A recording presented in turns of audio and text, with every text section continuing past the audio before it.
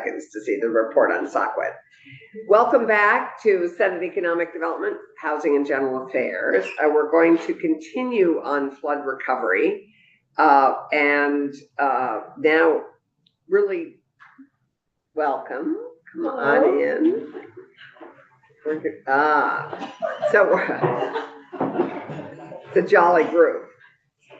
We're going to begin, we're going to continue our work on flood recovery and hear some very, I think, personal stories and maybe municipal stories, although most of those are happening in GovOps. But anyway, we welcome, I think, first Megan Wayland, I've heard testify elsewhere. Hi, Megan. Good to see you again. Who is the director of the Northeast Kingdom Organizing. And we're going to begin with you, I think, to tee in. She's been here before. She has? Right, we had to cut her off. That was. That's right. So I think are you going to tee up the rest of the witnesses that we're going to hear from? Is that a question for me? Because we've heard your testimony. And you're going to finish your testimony, I think. Yeah. Is that right? Because that was our call. Senator Clarkson, that was our call, and then we invited the rest of the witnesses. I don't want to put Megan in that position. We're grateful some people were able to join in person. So, sorry, I'm not there in person. I have COVID. No, I'm remembering now. So Megan, thank you. We unfortunately had to cut you off because we had to go to the floor on Friday, as I recall. And so would you be kind enough to finish where you left off? Because you were terrific. Well, thank you. Thanks for inviting me to come back and finish this long testimony. I'm going to start back from the beginning here, just to kind of recap some of the stuff that I had said last week. But again, my name is Megan Wayland. I'm the lead organizer and staff director for Northeast Kingdom Organizing, also known as NECO. NECO is a member-led grassroots organization, and we employ community organizing, political education, and mutual aid to center the voices of people impacted by injustice and the decisions that impact their lives. And again, thank you for the opportunity to testify before you again. I'm just going to read this statement in the hopes that I can be efficient with my time. NECO has been the primary flood response and recovery organization in Orleans County. We mobilized 100 volunteers from July through October to muck and gut about 55 homes and remediate mold in another 17 in about 11 towns throughout the kingdom. And within days of the flood, we staffed and stocked some flood relief supply rooms that were open 7 days a week in Barton and Orleans, and were filled with things like PPE, clean water, pumps and hoses, diapers, food boxes, dehumidifiers, you name it. And we're staffed by a friendly face and people to support with 2-in-1 applications, FEMA, give advice for cleaning up, and just listen to people and hug them. Since the flood, our supply room in Barton has stayed open 2 days a week. It's still open, and it's a central point for FEMA individual assistance support and ongoing case management, as well as a hot home-cooked community meal 2 days a week and a place for people to sit and talk with one another. Since the flood, NECO has continued to hold case management for 80 individuals and families in Orleans and Caledonia counties. We're still working with residents in 11 towns, primarily Glover, Greensboro, Barton, Orleans, Coventry, and Hardwick. And because of our geographic reach, we've noted that municipalities have drastically different capacities to respond to disasters. And because of that, we've also held and are continuing to hold a series of post-flood community conversations in the hardest hit towns just in Orleans County. So Barton, Glover, and Coventry, where we're convening residents and local government officials in libraries, fire stations, and town halls to ask, when it comes to flood recovery in your town, what worked, what didn't work, and what do you need? And I'd love to use that framework to make some legislative recommendations today. So first, what worked was neighbors, what worked was mutual aid, and what worked was grassroots organizing. So having gone door to door for roughly 6 months before the flood, we coincidentally had trained a team of community organizers who knew what it was like to strike up conversation on a doorstep, to follow up, to build trust. And so when the flood hit, not only did we have the names and addresses and phone numbers for about 100 people, mostly seniors, people with disabilities, and low-income residents in several towns, we also had a team of people who were practiced in reaching out to them, especially by going door to door. So on July 11th, we started going door to door and calling everyone on our list with a team of volunteers trained in grassroots outreach. And that's how Nico became among the first responders to the flood in Orleans County. So one recommendation I have is to fund grassroots community organizations. I think it's key to our well-being as a state and our ability to respond to disasters. What also worked was having mutual aid disaster relief conversations in advance of the flood. So before this moment, Nico had also been having conversations about mutual aid and disaster relief.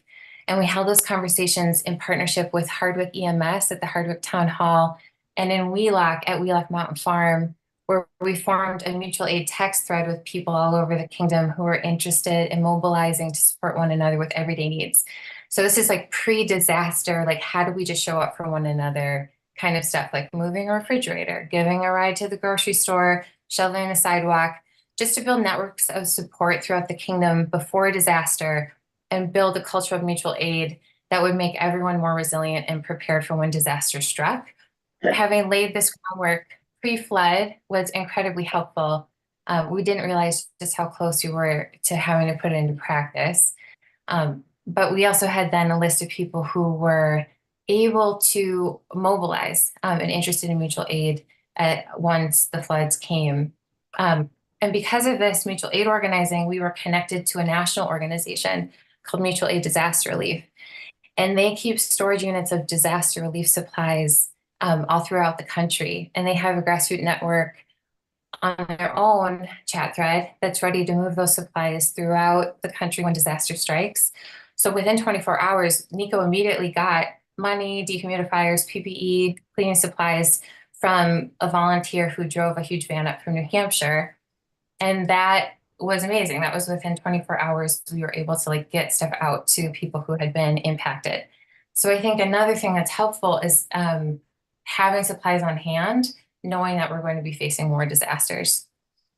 Also being able to go door to door with supplies helped us build relationships because it showed that we like had something to offer that people needed. And that eventually led to people letting us bring strangers into their homes to sift through and mostly throw out their clothes, their furniture, their family heirlooms.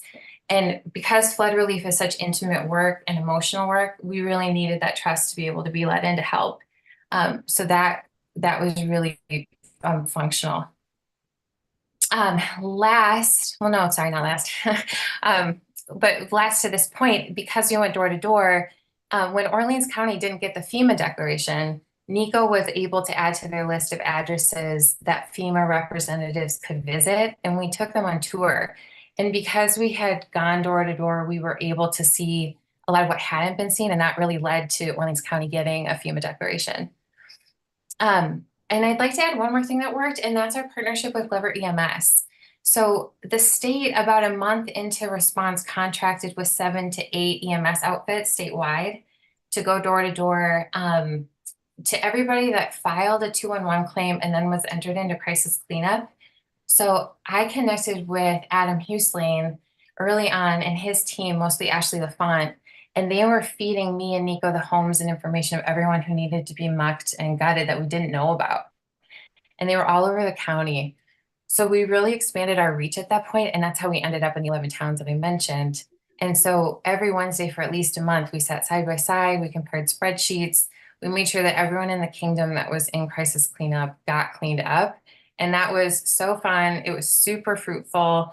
It was extremely successful. We still have this relationship with them, and I can't say enough good things about Glover EMS, just as people and as an organization. So as an organizer, I'm a huge proponent of going door to door rather than expecting people to come to you. And I saw that be especially true in flood recovery because you reach the most vulnerable people that way. I think the people who are least likely to be seen and heard, people who don't have childcare, have multiple jobs, they don't have physical mobility, they don't have the internet, they don't have a cell phone, they don't have a vehicle. And so I really want to state how important it is, I think, for the state to recognize and fund organizations who have a door-to-door outreach model and who are willing to jump in and get intimately involved in connecting with people. I just think this type of outreach is the way to reach people who rarely get asked how they're doing and what they think. Okay, so that's everything that worked. Do you need me to stop? Because I realize I'm just like going for it. Do you have any questions? I think we're okay for the moment. Yeah, this is just great to hear. Yeah. I'm glad you're here twice. Yeah, no, it's good. Thank you for repeating some of this. What I think you're beginning to pivot from what worked to what didn't work. That's right. I'm gonna Go now for it. talk about what didn't work and what we need now as two separate sections. So what didn't work at that time? So I mentioned this is from townspeople. So I mentioned that we're holding these post-flood conversations in 3 towns that were most impacted by the flood in Orleans County. So Coventry, Barton, and Glover. We've held 1 conversation in both Barton and Coventry and 2 in Glover so far. And our next conversation is this upcoming Tuesday in Coventry. And Barton, I think, is early February. So just a series of conversations to try to help community members connect with their town officials to be more resilient in the future. And so in this first round of conversations, all 3 of these towns said the same things about what would make them more resilient. So they said neighbor to neighbor networks and phone trees, more collaboration between residents and town and village officials. And I think on the side of that, a feeling of wanting to have restored trust and partnership, like feeling that it mattered what they said, it mattered what townspeople said and that they felt like they were being heard. And I think trust over time had felt eroded in these towns with some people. But that was a common theme. And then also water mitigation plans and dredging rivers. And I know dredging rivers is like kind of alarming or controversial, but there's a lot of people who were around when rivers got dredged. I think it more speaks to, though, people's desire to not have the onus of being flood resilient fall only on the homeowner. So infrastructure improvements is something that I'm hearing in that, and raised bridges, water diversion, some type of water mitigation support and planning. So that's from the people that we've been listening to. And that's probably about 60 people that we've talked to in these, town meetings. Okay, so on Nico's end, we ended up filling a lot of gaps and coordinating things that it seemed like other people were better prepared to do because they were either trained to do it or they were paid to do it. Megan, can I pause you just to ask, going to your last segment, was the state or federal government present for any of those conversations? Did you explicitly not want them to be? Were they invited? So our local representatives were invited. I think not. So in Barton, David Templeman was there for the first conversation. In Coventry, Catherine Sims was there. I think it's not Phil Marquette. It's Mike Marcotte. Mike Marcotte is coming to Coventry on Tuesday. Phil Marquette is their emergency manager. So Mike Marcotte is coming on Tuesday to Coventry. So people are invited. We hope that people can really talk to their representatives. Do you have a like an idea or recommendation around that, or including more folks? I mean, not necessarily. I think it's fascinating, as you've said, how you meet people halfway.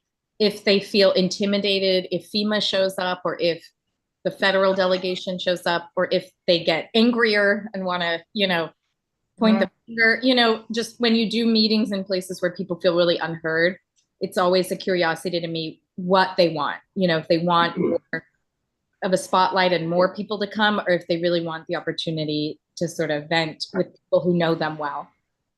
Right. And I just like to tag on to that, which is maybe the first conversations are important to just do the community itself with their own representatives, who are part of the community. Let me remind us all, we're all just live in our own communities and are part of them and are pretty active in them. Maybe the second meeting could be bringing experts in to address some of the concerns that are raised in the first meeting. So for example, bringing in the head of the river corridors, or your river basin managers who work for ANR, who can talk about the value of stream restoration and how we do stream restoration effectively, and bringing the science into some of the feelings that are different from the science. Because, Yeah. everybody's heard the dredging, and dredging doesn't necessarily work. So bringing in somebody like the chap who runs the, what's his name? Rob Evans from DEC, who is doing the flood mapping, who's done the flood mapping on the river corridors, but bringing in your own basin. You have a manager of the rivers and waterways in your own basin.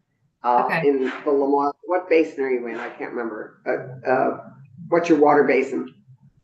Anyway, you have a yeah. Find out. you have a director of that who could come, and so maybe first conversation, identifying what the issues are that people want to address, and then bringing in the experts from the state to address those and to respond to people's concerns. And if I could make one more suggestion, tell us your donation link, because we're finding, as you said, it's a lot of mutual aid organizations that are doing this with very little money. Spread the word, about how folks can help support what you're doing, because we know it's not free to do all of this. Right. And Anne has a question. Well, it's not a question. Having been through a flood and found my talent, which is to be vented upon, and I think that's what Megan is doing, is in bringing peers together. They're angry, they're frustrated, their whole life has just gone down. And they first need a chance to vent. If you bring public officials in, and I guess I wasn't a mayor when I was standing in my rubber boots out front, but if you bring official people in, people feel like they can't say those words they really want to say. I agree. You need to let people Vent first, and then I wouldn't bring us in or the state officials until there's some sense that the group wants to hear the science. Otherwise, we're just telling them what to do. Yeah, no, they have to want to invite them. I also. So thank you for this. One of the things we've been doing is so people from the community have been identified from the first conversation and are leading the conversation and building the agenda for the second one. And in some towns, we are going to bring in the water management person. It's really actually helpful to hear this name, Rob Evans, because I met with VCRD yesterday to try to figure out who to ask to come, especially for Barton. But thank you for these suggestions. And then also find out who your river basin manager is, because I know who mine is for the basin 10. I don't know what number your basin is, but so she's Marie Caduto in our neck of the woods down in southern Vermont is fabulous. And so Rob Evans coupled with whoever your basin manager is would be great. All right. Great resources for you. Thank you so much. Keep going on your, keep going, because we have a couple other witnesses here on what didn't work and what you need. Okay, so one of the things, so like I said, Nico ended up filling a lot of gaps and coordinating things that was like, surely we are not the best people to do this. Like, for so many reasons, we cannot be the best option, but somehow it didn't seem like other people were around. One of the things specifically was like rural community transport was able to offer rides to people in Caledonia County who needed to get to the DRC. That wasn't extended to Orleans County, which limited the people who were able to file their FEMA applications before the deadline. And that also meant that I was, like Nico was personally coordinating driving and picking people up because they couldn't get a free ride from rural community transport through that program. So just like, it's helpful to extend those rural transportation networks in a disaster to like every county, including New Orleans County. Another thing was debris removal. So, like I said, we're working in 11 different towns, and each town had a different way they were handling debris removal, which was insane. And so dumpsters and trash removal took over like my entire life. It became like a major player in like my day-to-day. And maybe it's because we don't have a strong county system, but I really saw how the capacity of each municipality was just drastically different. And even, it's like, do they have volunteer staff? Do they have paid staff? Do they have an emergency management plan? Do they have an emergency manager?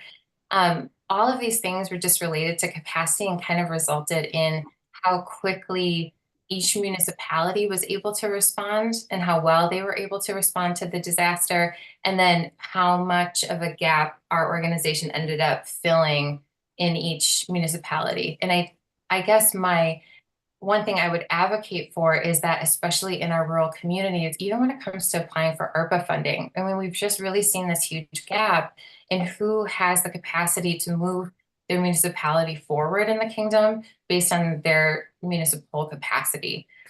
So paid staff. I was at the NEK Together conference, I don't know, probably a month ago, and the housing panel recommended that there be an individual housing coordinator in each municipality to help streamline zoning, and the zoning that would allow for housing to get developed. And I think if we had a paid municipal housing coordinator, that could be really beneficial as well. I think flood recovery work is really housing justice work at this point. I'll get to that a little bit later, but that's kind of where we're at, is like, this is really housing justice. Okay. I'm kind of going off script. All right. That's okay, because we need to turn to some of our other witnesses. Okay, yeah, you do. All right, well, can I just really quickly say, we need a housing shelter. We need a homeless shelter in the kingdom. We need a temporary housing declaration through FEMA, which Orleans County didn't get, but we need FEMA trailers for houseless people right now. And I know we weren't impacted with the same numbers, but the impact in the kingdom, as we know, is so much greater because of everything else that's going on. Like, our first disaster was poverty, and the flood is just like part of that disaster. Can I just say I believe there are FEMA trailers sitting unused, or there were a couple weeks ago. Do you mind if I mention that to the housing commissioner? No, I would love it. It's why I'm bringing it here, because it needs the state to really help us on this, and that it would be a huge help for a few of our families. We also just need to pay people a living wage. And I think I'll just end on that, because people have bought homes in March. The best that they could do after working their 40 hours a week was to buy a really marginal home on marginal land with a compromised foundation. And it's like everything that they have, and now it's destroyed. And I think people are getting outcompeted in a housing market. And people who work and live here in our communities making these wages for decades and decades and decades can't afford to live here. And they are the ones who got hit by this flood. Thank you. Yeah, thank you. Anne had something No, I she was was just gonna asking. say, to get a FEMA trailer, we found out in Washington County, you had to have a spot with water, sewer, and electricity, and that makes it difficult for most of us. Which is what part of the challenge was in locating them currently, They right? ended up at the Elks Club in Right. Montpelier, which isn't ideal for anyone, and now those trailers aren't being used, if they ever went there. So those are probably the ones that are sitting around. I think there was 36 of them. So they may be available. Thank you. Megan, thank you very much. You And it's articulated NECOorganizing.org. People can donate there and learn more. Yeah. And just to finish, Megan, because I think Senate Government Operations is going to want you in on this community organizing piece, because we're going to focus quite a bit on that, actually. How much have you raised to date? Oh my gosh. How much have we raised to date? Oh God, in direct flood relief, probably like $40,000. But now we stood up a long-term recovery group. So now we have Curve, and so our flood recovery is being held by Northeast Kingdom Human Services. And together, we've raised $20,000 for long-term recovery group. For long-term recovery, we probably need $500,000, we think, to rebuild people's homes. Great. So your goal is $500,000. Yeah, based on FEMA estimates per household, and like kind of typical, we have 80 people on our list. We probably have like about half of that in some type of construction, and about 25 of those homes are like a pretty major rebuild. We're looking at about $500,000. Right. Thank you. Good luck. And what was it again, Keisha? Nico.org? Megan can say. Nico organ. Nico Yeah. organized, okay. Yeah. Great, Megan, thank you Thank you you so so much. much. And we'd love to have you stay and listen to our next set of witnesses. If you would like, you probably know them all. They're David amazing, and I Upson. have to David, head are you joining us? What? Is David, goodbye. Bye. Thank you. Thank you. We're so grateful for your work. David Upson, are you? I'm here. Just behind. Oh, you're wearing a hat, so I didn't recognize that head. Did I talk to you yesterday? Were you in the? Yes, I was That's there. what I thought. You were great. Oh, thanks. So come join us. Okay. Thanks. We get, He came in disguise. I have some stuff prepared. Well, we hope. But I would love a more like question and answer session and maybe some back and forth. I've got some thoughts too, so let me. Well, we didn't invite you here for no thoughts. Yeah, Right. and We're normally when I interested. testify, I have to swear in, so. You don't have to swear, Or I but guess you do subpoena. you do have to identify yourself for the record and launch into it. I am David Upson. I'm the Hardwick Town Manager, and I live in Hardwick, attended Hardwick Elementary School, Hazen Union High School. So I bleed Hardwick. So I did a little bit of this yesterday. I'll share with you some stuff that worked. From Monday, July 10th, when we had the press conference from the state EOC, I immediately launched emails out to our emergency notification listserv, which was stood up prior to me. And we really got the messaging out to the public as fast as we could with as much information as we could. We opened an emergency shelter. The emergency response plan that you update at the select board meeting and no one really ever reads Right. it.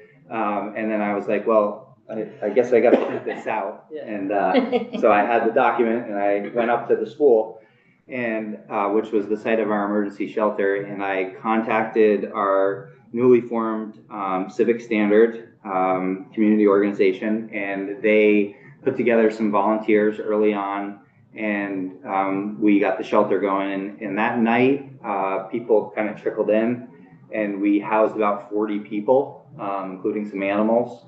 And it was pretty nasty. I spent the night driving around town, checking things out as the rain came. The next morning after the flood, I was met at the municipal garage with over half a dozen dump trucks, private haulers. They couldn't get out of Hardwick, so they figured they'd come and help the road crew, because we had our state routes all damaged and closed at that time. So the road crew spent the next 3 weeks repairing roads, fixing culverts, and getting things back going. I think it was that Saturday we had the last house on Tucker Brook Road, where we had to put the river back in the river corridor, and we had the last resident was able to drive out of their house. So that was, 5 days later. It was amazing to see how fast the community came together. As the days passed, we were communicating with the State Emergency Operations Center. That went well. I had to request some out of the ordinary stuff. We had to move a mobile home, and it was kind of on the edge of a cliff. So there was a little confusion as to what we needed and what the state was willing to provide. And then they had to bring in basically a slump engineer, which is another word for a landslide is a slump. So they had to bring in people from Pennsylvania, and that took quite some time to get some expertise to look at this damage and find out what we needed to do. Currently, that road is closed still, and that is a very large repair. We don't know the status of that repair. So the activation of our local emergency operations center allowed us to see the plan in action. Since then, the local neighbor to neighbor group has reassembled a group of volunteers, and they're looking at that emergency plan, and we're going to kind of revamp it a little bit to improve on what we needed to improve on. So that's exciting. So days after the flood, weeks after the flood, the Civic Standard Organization called in over 100 volunteers in one day to assist with mucking and gutting basements. So early on, Caledonia County we weren't sure if we would have individual assistance declaration with FEMA. So we spent the first week, really going door to door. My staff, myself, we broke up into groups and we went to all the low-lying areas on routes 14 and Wolcott Street. And then there was also damage from smaller tributaries scattered throughout the town. And we really got a sense of what we needed for recovery. And those local organizations were huge in that because they provided the people. So some of the stuff, there's a lot more that went on. We lost our motel, so our main lodging place in town, the Inn by the River, which was owned by a couple, and they had done a ton of work to that location, to that business. And, growing up, that wasn't the nicest place to stay. And as they came in there and got the place back up and running, the place was busy every weekend. It was full. I had contact with them quite often and they were happy and business was good. And we have no lodging establishment in Hardwick. And the closest one I would say is the Comfort Inn in St. Johnsbury, minus the short-term Airbnbs. Was it in the floodplain? It's just to the east of town on Route 15. So it's the Hardwick Motel. I think this is the third time it's been in the river. The second time it was wiped out. I think it was built after the flood of 29. And then the flood of 77, it went into the river and they pulled it out of the river a little further and then rebuilt it. So this is the second time it's gone in. So have they asked are they in a buyout? Yes. Yeah. Yeah. They're one of the sounds like it's appropriate. The state buyout. Yeah. So brings me into here, tough decisions. We talked about this yesterday. Yeah. Immediately following the flooding, we realized that several homes sustained damage beyond repair. Homeowners were faced with the decision to enter a buyout program. In all, we had 8 properties that decided to enroll. The first 4 went to the state program through Vermont Emergency Management. The other 4 are in the FEMA program. That's going well on the state end of things. We haven't had much communication from the federal partners. And then there's 6 additional properties I want to highlight here.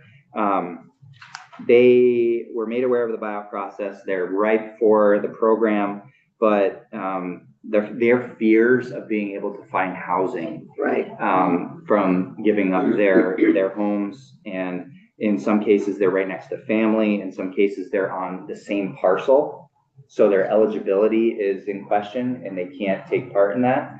We're going through a zoning, a modernization bylaw rewrite. Good, thank you for taking. Modernization rewrite. So we're hoping to get some of these properties on their own parcels so they can take advantage of that stuff. Some of those property owners were my zoning administrator / river floodplain administrator / what I need her to do for the flood stuff.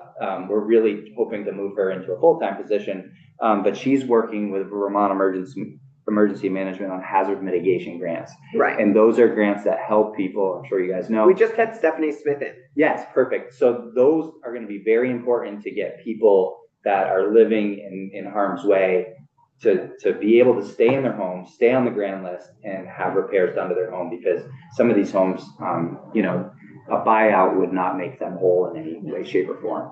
However, they're still in the floodplain. Correct. Yeah. So this is the challenges we face, Totally. which is. Yeah, that's why we're here. We're leaders and we have challenges and we're going to fix this. Good attitude. A great attitude. That's why we're all here. You're right. The Lamoille River. that is, Correct. that Yep, goes and through. we have And a- it's the basin, it's the Lamoille So- River so Basin Lamoille, Yeah. it's the Lamoille River Valley. Valley, right, Okay, but it's, a- the headwaters are in Greensboro. Right. Okay, they flow all the way to Lake Champlain, and that's, and then we have the Winooski River Basin, which sustained a lot of damage too. Right. I'll go right into that. I've got a whole paragraph on that stuff. So Megan talked about debris, okay? So I had several conversations with FEMA, Vermont Emergency Management, and Vermont DEC days, weeks, and months after this flood. I'm still having these conversations. Our town is littered with debris. We have solar panels, metal roofing, personal belongings, tools, building materials, a boat, a motorcycle, which has been removed. A shipping container still exists in Hardwick Lake. Propane tanks are just some of the major items that were left behind by the flood. I've asked who's going to clean this up. I don't think this should fall on the towns. This goes from, Greensboro, from the headwaters in Marshfield and Cabot over on the Winooski, all the way to Lake Champlain. This should be a coordinated effort. I don't think the state should be, or the town should be competing with each other for contractors to clean up their properties. And in some cases, this isn't a reimbursable expense from FEMA. Public assistance doesn't cover it. Individual assistance doesn't cover it. So if it's a private landowner that has this stuff, this is all in the river corridor and in the floodplain. yeah, this is what we talked about, doing our statewide RFP on things like this. Yeah. This shouldn't be town to town. Yeah, that's what I was saying, so. Yeah, no, Glad we agree. we're right behind you. Yep, good. Can I ask a question about debris? Yeah, I've just been involved in a lot of hurricanes, and Yeah. it helps to tell people in advance how to treat the debris, because like propane tanks are different than vegetation, and it Well, helps the man-made debris. cleanup. man-made debris, Well, yeah. All debris, it just helps Totally. to clean up a lot if you do some sorting, and it sounds kind of silly, because you're in this situation that's hazardous to yourself. This is But debris it's still- in the river. Okay, In the river. but that's important too, Yeah. but the other debris, it's just good to tell people in advance Mhm. what to do, and then you can have the contracts come through and Yeah, we take it up. We staged dumpsters Okay, good, all over town. Okay. And we told people where to go to put their debris. good, We worked with a local hauler, All Metals Recycling. yeah, They became a hazardous waste disposal location. We Okay. had them permitted through the state. So we were able to take care of that initial debris stuff. okay, good. This is debris that is, no one is assigned. No to one's this. Oh, claiming, okay, no okay. one wants. So, Yeah. so that initial debris should have been, It was.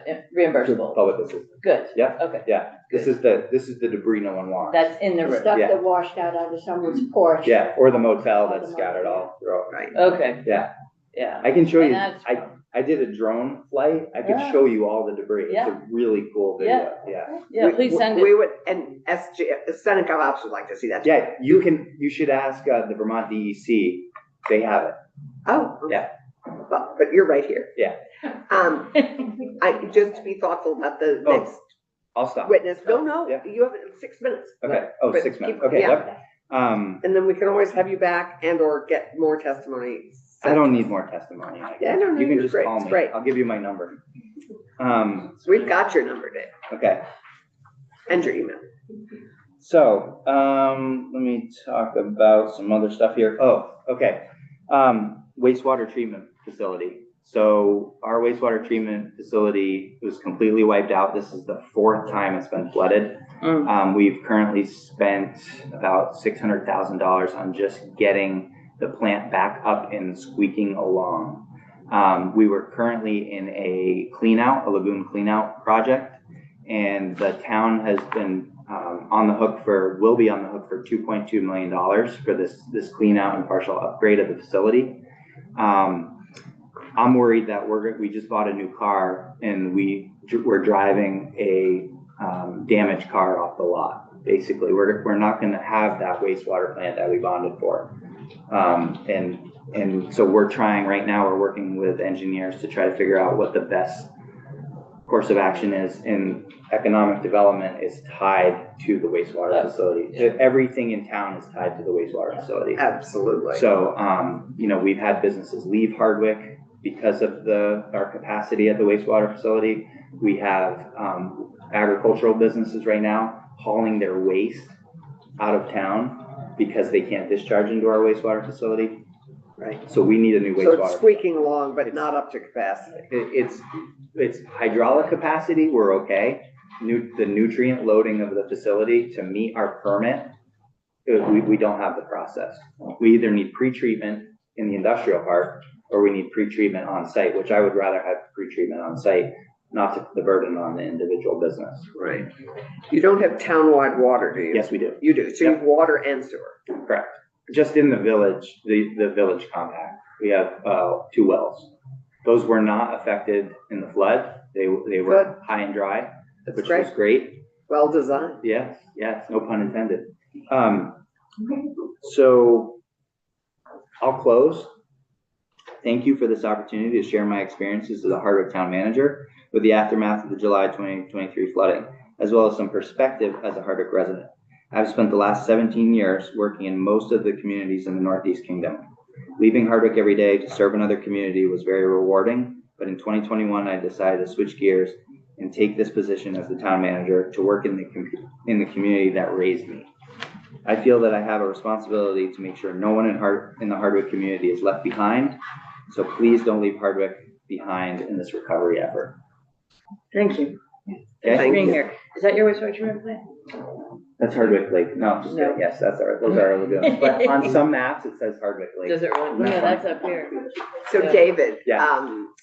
I would hope you would submit your I can- testimony electronically to Magali Yeah, so that we have it on our webpage. I went off Great. script. And we will, Yeah. this is just the beginning. Yeah. So as we work through this thorny issue, we'll be working on this for years. Oh yeah. Um, I didn't even get into the RFP stuff and like, well, no, but we heard you in Yeah. Senate come out, so yeah, that was we need good. civil engineers. Yeah, Big Yeah. time.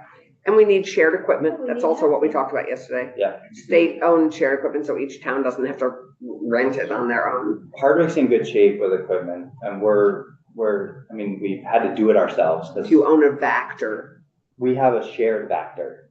in mutual aid, Yes, but it's so very big, we can't tow it with anything.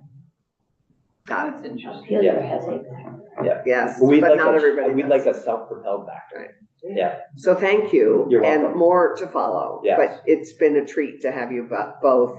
I wish it was under different circumstances It's that we were okay. having you testify. yeah, But it is, you are an eloquent advocate for our recovery, so thank you. We're really grateful. Thank Yeah. you for all your management during the course of this. year. yeah.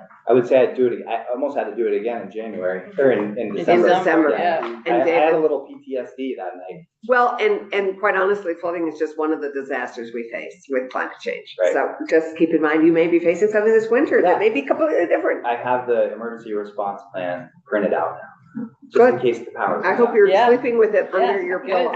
keep it up. And it's a better plan. Yeah.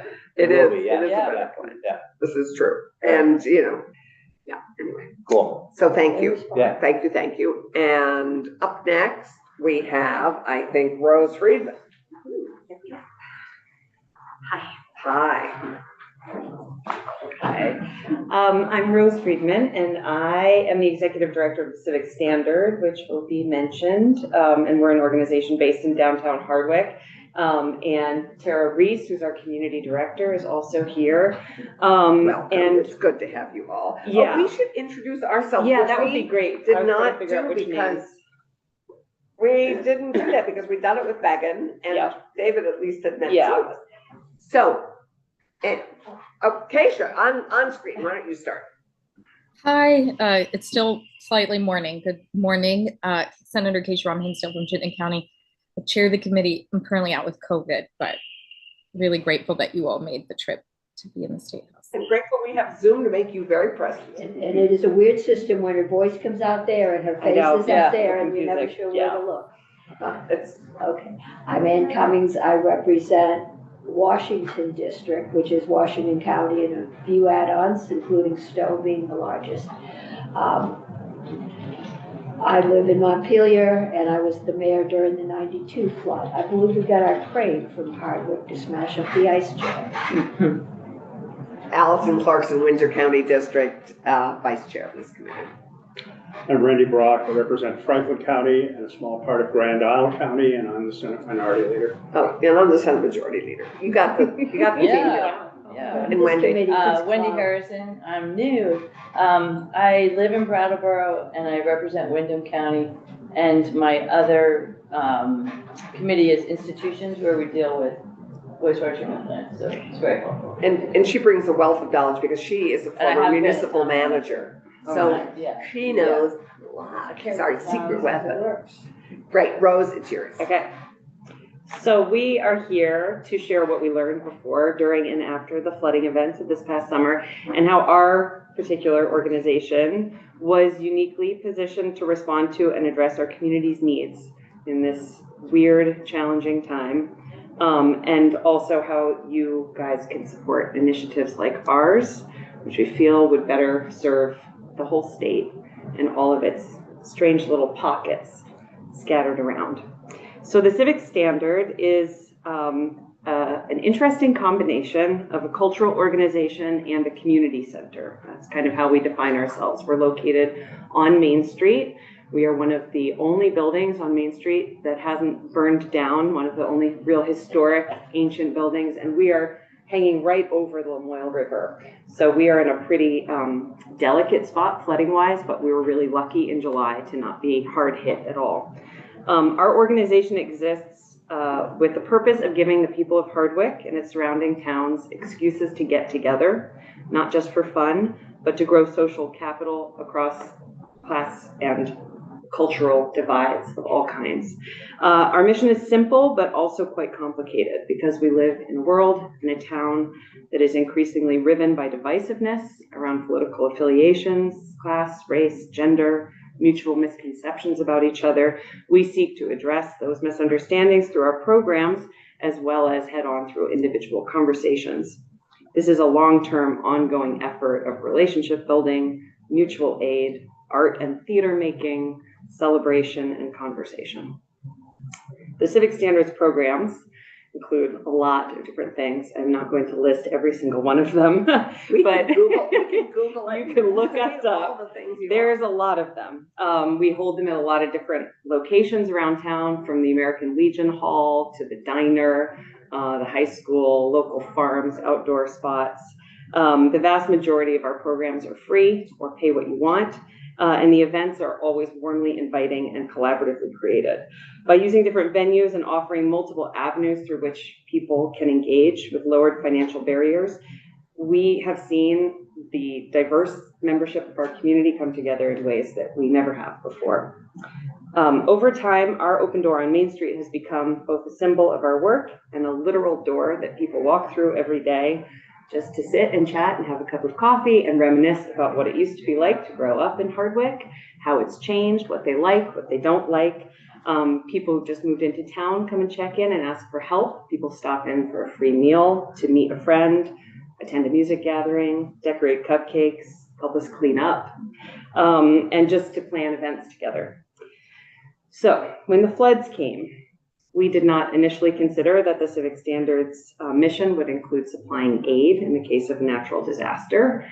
However, it is in our mission to listen and respond and to reflect the community back on itself. So when the rains began in July, we understood that we were going to do whatever was necessary to face what was happening and to help people. The night of the flood, our town manager, who we call Opie, sorry, but it's just too weird to call him David Epson, reached out to ask for help in setting up a shelter up at the high school. We had worked with the town already on several events, and we regularly checked in regarding individuals in need of help or support, issues that were happening at the school, and other ways we could collaborate. So because we were already in this relationship together, and because Opie knew we had a robust mailing list of volunteers and supporters, we were known and we were trusted, and we could be nimble and quick. So we put out the call for volunteers, and Tara, alongside several others, spent the night, as Opie mentioned, taking in 30 or 40 people up at the high school and setting up as quickly as we could a shelter. But it did not stop there. It went pretty fast and heavy, and it went for many, many months. And there's parts of the work that we're still doing. I would say that there's quite a few threads that we're still holding with individual families and people, as well as organizational relationships that have been set up. Did you establish case managers for individual families? I mean, did you have volunteers who were qualified to do that? We did have a few very qualified volunteers, especially in the realm of like carpentry and construction. So we had assigned different people to different roles in that way. And any case managers working with? That was us. That was, yeah. Neighbor to Neighbor did the FEMA application. Yeah. Management. That was That's what I handed thought you over said with yesterday. that. Yeah. So you worked in conjunction with Neighbor to Neighbor, which is So, another. yeah, they had set up during COVID, and their volunteer list was very small. So there was a lot of the volunteers that came through our mailing lists that then were shared via, they set up we set up a supply drop and then kind of handed it off to them to manage. So there was some of that collaboration in that way. But in terms of the holding the relationships with people who needed support, that was just a few of us, I would say, that were doing that. It wasn't a huge organizational push. Some of the things that happened during that time included preparing, serving, and delivering many free meals to affected households, as well as to the volunteers who were working to clean up those homes, organizing and coordinating groups to muck out basements, remove drywall, haul out debris, receiving and distributing funds, materials, and offers of help that came from just down the road and also from across the country. We received about $35,000 in donations specifically for flood relief. There was the task of finding out who needed help and what kind of help each person would be comfortable accepting, finding the volunteers willing to pitch in, collecting the tools and supplies needed, scheduling site work, connecting those affected with the additional emerging systems and supports through Neighbor to Neighbor, FEMA, Red Cross, other aid groups. Each of these steps involved significant amounts of individualized connection, trust, and respect. So here's where I explain how a cultural organization like ours is uniquely positioned to do this work. Culture is usually thought of as art, theater, food, language, but it also includes the way we respond in an emergency and the human systems that repair and aid each other when there's a tear in the fabric. As cultural workers and deeply invested community members, we were able to move quickly and give it our all, but we also recognized and valued moving at the speed of trust, which is to say, not ignoring or brushing past the complex and varied nuances and considerations of each interaction. Throughout all of this, we have come to understand that we are in a unique position to be helpful, not just to organize and call in lots of volunteers, but also to communicate with those who might otherwise be or have historically been distrustful of aid. Our work as artists makes it easy for us to pivot and respond creatively, but our individualized ongoing organizing in the community is what made the transition to relief work feel natural. We understood what was needed and who needed it without burdensome paperwork or red tape that can intimidate people. We also saw firsthand, and this is something that Megan was just beginning to touch on, I think, at the end of her testimony, what we have known for a long time to be true. There are many people in our community living very close to the edge. A disaster, whether natural and community-wide or personal and seemingly minor, can break an already tenuous situation, leading to devastation, hopelessness, and substantial loss. So as we did the work of flood relief, we recognized that the lines were blurry from the very beginning and that any and all aid could and should apply to others in every situation. So a few really brief examples of what that looked like in real time. Someone whose house was damaged also needed a new car battery. The battery was not the result of flood damage, but the cost of replacement was an additional burden to bear. So we came in and supplied that with lots of conversation about, is this flood relief? Is it okay to use the flood relief money to patch these situations? A young pregnant woman needed some basement mucking, and we quickly learned that her house was already severely compromised by black mold and had structural integrity issues well before the July events. So that's one of those cases that the thread is actually continuing. She's moved out of town because there wasn't housing available for her in town with her baby. but we're continuing to support that person. A family needed to move its trailer off of the collapsing riverbank. This is the one that Opie mentioned earlier. And the elderly father in the home didn't feel safe, comfortable leaving, and the caretaker daughter was overwhelmed with finding her way through the process while continuing to work. We navigated each of these. Has that mobile home been actually moved? It's been moved, Because yeah. you said it was still in work. I mean, they were still working on, but it's the land and the issues involved with the slump. That land is in a buyout program. Okay, so that's one of your 8 buyouts. Yep, and the mobile home has been moved to a nearby mobile home park. Okay. So we connected Out of them with, we connected them with temporary housing, and that was just through a sort of personal connection, and then covered some of that rent. Right. We navigated each of these unique situations using all of our resources, the funds that were donated, the volunteers, the pre-established relationships, and our own particular creativity, determination, and social capital. So the work that we were doing, it was new and it was different than what we normally do, but the work that we normally do did not stop. And we continued that simultaneously and in parallel. So gathering for fun and connection in the midst of our around-the-clock efforts to respond and organize. We continued to hold play rehearsals, old-time gatherings, karaoke nights, everything else. And in fact, it was during the acute flood response time that we added our weekly free supper to the calendar, which continues to foster some of the most rich conversations and ideas among our community members. And in our own unique way, we folded the shared experiences of Hardwickians into our creative work. In the fall, we remounted our original production of a murder mystery dinner theater show that was about development and class. And in the post-flood version, a developer tries to make a fast buck off of a town emotionally and physically devastated by the flood. Needless to say, the developer was the victim in the murder mystery. And that is so cool that you're. I see a film, slot for Farmers Night in 2025. And in October, we presented a haunted house experience in which the audience was invited to view a fictitious, mysterious object that appeared in the eroded banks of the Lamoille River. That may still be there. It may still be there. And when they interacted with it, a portal into a parallel Hardwick universe opened. So hundreds of locals attended these productions, saw themselves and each other in them, and participated in a shared experience of hilarity, catharsis, and imagination beyond our daily reality. These events, the little weekly supper, the huge theatrical experiment, these are not directly connected to disaster relief, but they are integral to it as they prepare us for the next round. We all know each other better because of them, and therefore we better know the needs of the community as a whole and the individuals within. There is no shortcut to this work. Relationship building is by its nature not efficient or able to be streamlined. It's messy. But we need to be there in the good times in order to be effective in the hard ones.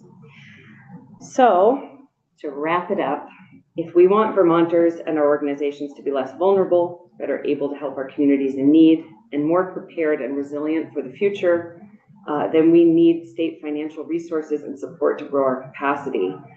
These resources need to have minimal administrative burden and operate from a trust-based philanthropy model that allows organizations like ours, like NICO, to spend the money in ways that will meet the specific, varying, and diverse identified needs.